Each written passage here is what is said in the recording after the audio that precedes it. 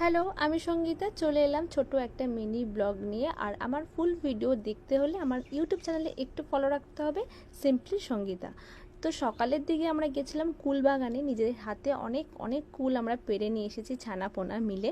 আর এখন দুপুরে খাওয়া দাওয়ার পরে চলে এসেছি আলুর জমিতে। তার সঙ্গে সঙ্গে বেগুনের জমি, কুমড়োর জমি, লাউয়ের জমিতেও আমরা কিন্তু টুকটুক করে একটু একটু করে ঘুরছি। হ্যাঁ, সর্ষের ক্ষেতও কিন্তু আমরা দেখেছি, বাট সর্ষেগুলো পেকে গেছে, অনেক চাষিরাই আর কি কেটে বাড়ি নিয়ে চলে যাচ্ছে। তো ঘুরতে ঘুরতে কিছু আলু বেগুন আমরা পেয়েছি, আর সাথে করে আমরা বাড়ি নিয়ে যাচ্ছি।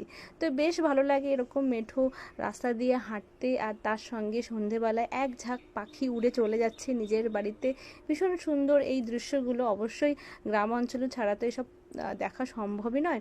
তো তারপরে আমরা সন্ধেবেলায় আর কি চলে গেলাম মামা বাড়িতে, আমরা ঘুরে টুরে চলে গেলাম।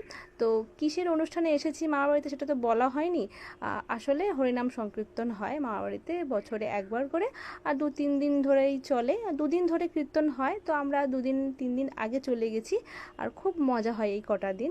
তোমাদের কেমন লাগলো অবশ্যই জানিও, তোমাদের কাদের এরকম মামার বাড়ি রয়েছে গ্রামের দিকে, আর তারা বেশ 2-3 দিনের জন্য বেশ নিজেকে ফ্রেশ করার জন্য, একটু ফ্রেশ এয়ার নেওয়ার জন্য ঘুরে আসো। অবশ্যই কিন্তু আমাকে কমেন্টে জানাতে পারো, ভালো লাগলে লাইক করো, আর অবশ্যই কমেন্টে জানিও কারাদের এরকম আছে মামাবাড়ি।